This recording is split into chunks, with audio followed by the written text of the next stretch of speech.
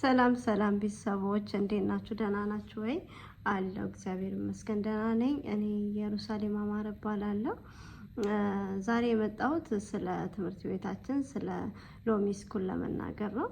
ሎሚ ስኩል ከገባው ቢያንስ 40 ቀን ይሆነኛል እና ከገባው ጀምሮ ብዙ የተማርኳቸው ትምህርቶች አሉ። እነሱም ደግሞ ስለ ዩቲዩብ፣ ስለ ፌስቡክ፣ ስለ ቲክቶክም እና ደግሞ እንዴት ፎቶአችንን ኤዲት ማድረግ እንደምንችል፣ ቪዲዮአችንን እንዴት ኤዲት ማድረግ እንደምንችል፣ ካፕከት ላይ እንዴት ቪዲዮአችንን አስተካክለን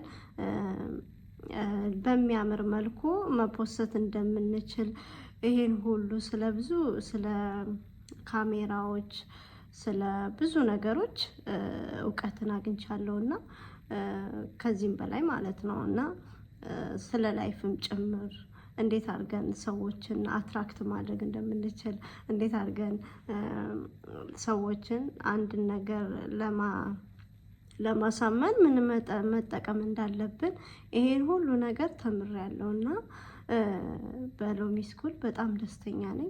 ሎሚ ስኩል ከገባው በኋላ ብዙ ቤተሰቦችን አፍርቻለሁ። ብዙ ማላቃቸውን እህቶቼ ወንድሞቼን አግኝቻለሁ።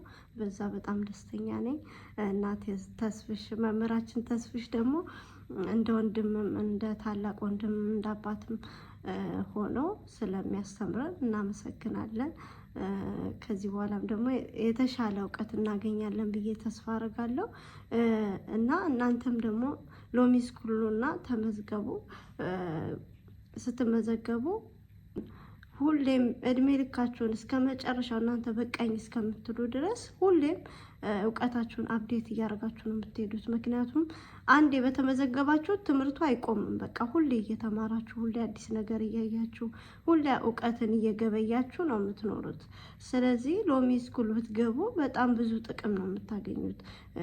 አንዴ ተመዝግባችሁ ለ1 ወር ወይ ለ2 ወር ብቻ ሳይሆን በቃ እስከ መጨረሻው እስከ እድሜያችሁ ፍጻሜ በቃ እናንተ በቃኝ እስከምትሉ ድረስ ነው። በጣም ደስ የሚል ትምህርት ነውና ተስፍሽ ወንድማችን እናመሰግናለን። እግዚአብሔር ይስጥልን። እሺ፣ አመሰግናለሁ። ቻው